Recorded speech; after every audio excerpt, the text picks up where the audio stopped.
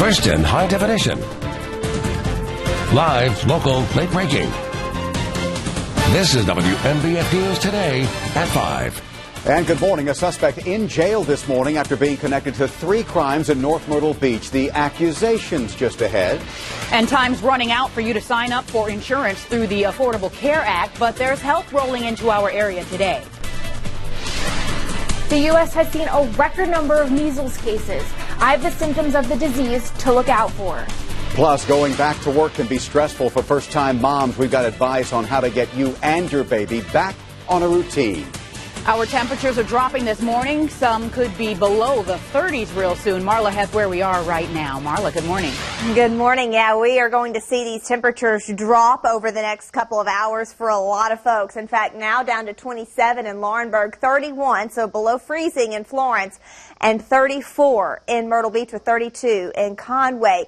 We're also looking at a little bit of a light wind, especially close to the coast, making it feel even colder than that. In fact, it feels like the 20s all along the Grand Strand. 23 the wind chill right now for Florence, so be prepared for that as you head out. And temperatures, like I said, are expected to drop even more over the next couple of hours before we finally start to rebound. Notice we get into the 40s by lunchtime and then the mid-40s this afternoon. I'll have a full look at your day ahead coming up at 5:15. Marla, thank you for that. Working on 502 for this Wednesday. You know, it's 4 students out of school. It's closed schools and closed doctors' offices. We're talking, of course, about the measles, the most recent outbreak starting at Disneyland, California, then spreading to at least 6 other states. Jenna DeAngelis is live this morning at South Strand Medical Center. And Jenna, the big question, has it spread to South Carolina yet?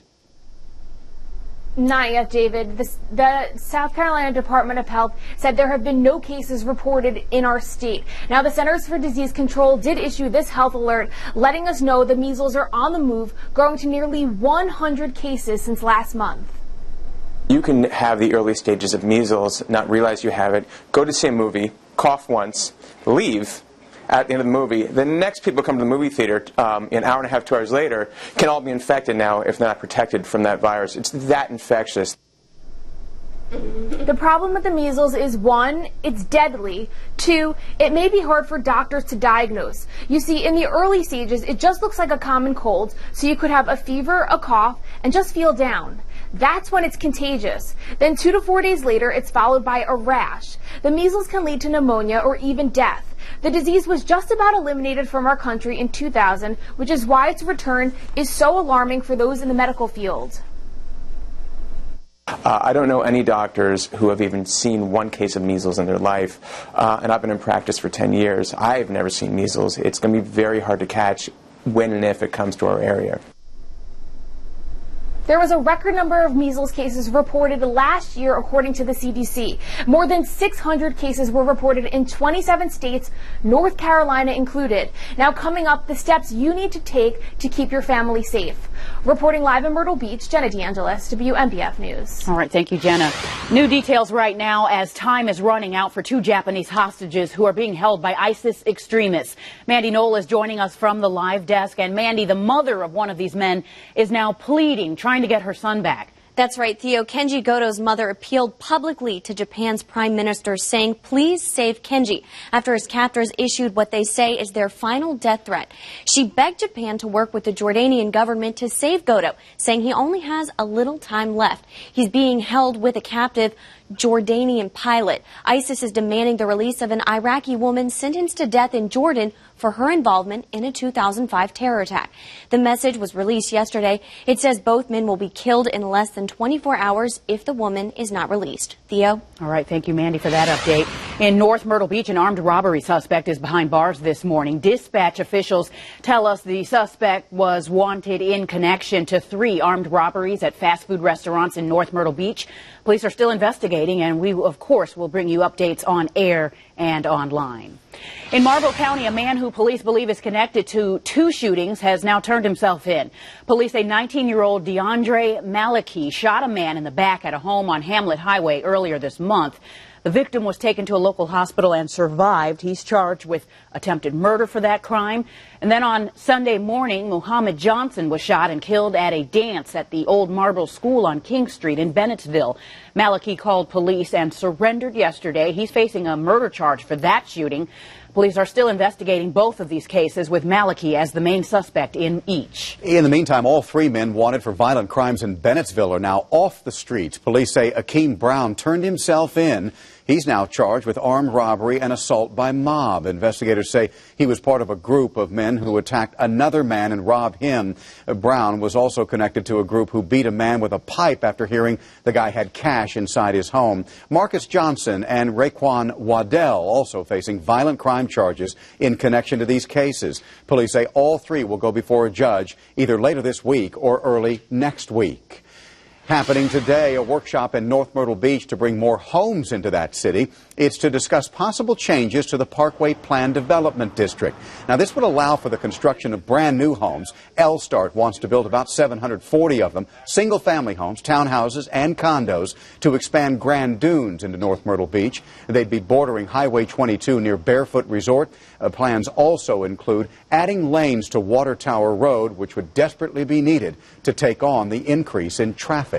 Well, the latest numbers show last year was great for the housing market in the Palmetto State. That's according to the South Carolina Realtors. Their data shows new listings improved overall last year, and inventory in some areas were low.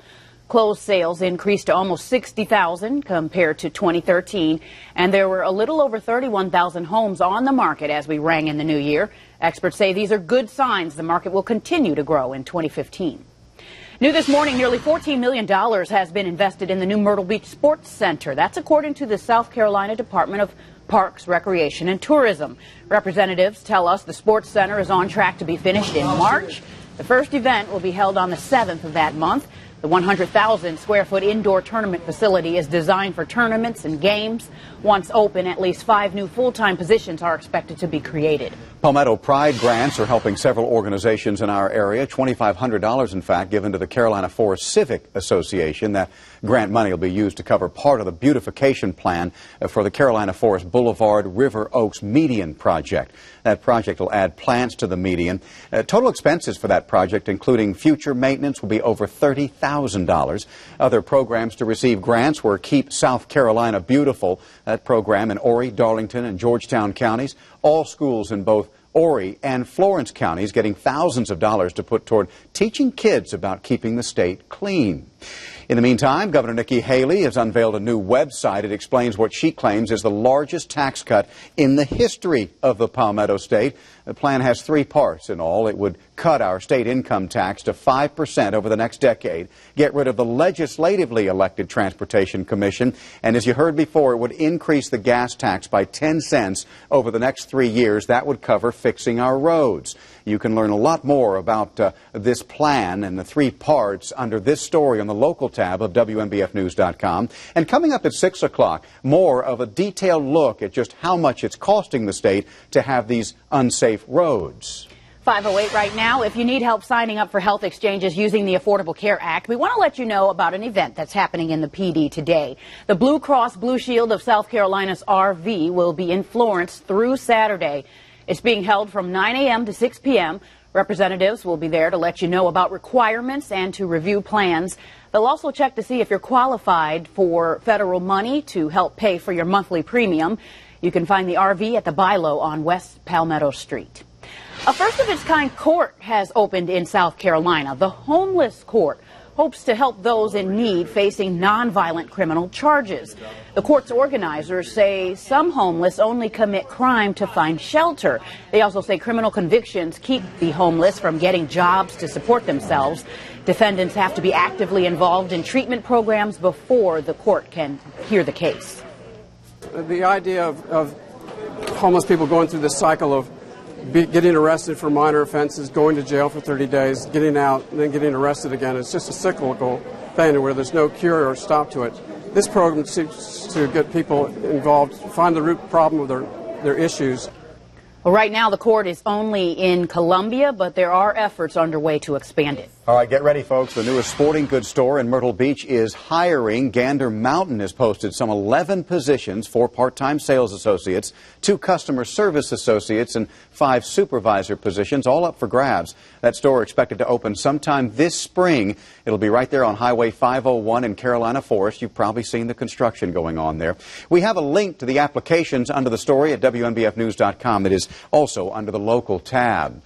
A deal is in the works to bring 255 jobs to Darlington as well. A big-name retailer planning to build a brand-new store near the intersection of Highway 52 Business and Governor Williams Highway. The city hasn't released any other details about exactly which company is coming or when construction might start, but the mayor did tell us that this project has been in the works for years now. It was simply delayed due to the recent recession.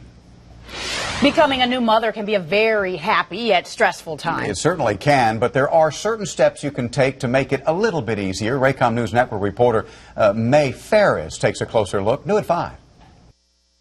One of the top stressors of new mothers going back to work is about feedings. They may be breastfeeding, but there may not be a pumping room at their place of work. And they're worried that maybe formula is not going to be safe for my baby. Clinical social worker Tammy Gold is known as the nanny whisperer and says while breast milk is best, in times where formula needs to be used, parents can save money using generics. They think the brand names have a better nutritional components, and that's not the case. They're exactly the same. They're all FDA approved. What's most important is that they all have DHA, found in cold water fish like salmon, crucial for brain and eye development, and the reason breastfeeding moms should take fish oil. For sleep patterns, she says babies younger than 4 months don't have brains that are developed enough to self-soothe and need you. After around 4 months, trying to put them on some sort of schedule does help things because babies love routine. If they know that they get their bath the same time and then the lights go out and then they hear the same song. Put them to bed drowsy so they're aware of falling asleep in their cribs, so when they wake up crying, you can wait a little bit to soothe them. That way they learn to get comfortable alone. And their crying is just talking. Normal crying is when they need to be fed, when they need to go to bed, if they have a dirty diaper. But if there's abnormal, prolonged crying, there may be something else going on.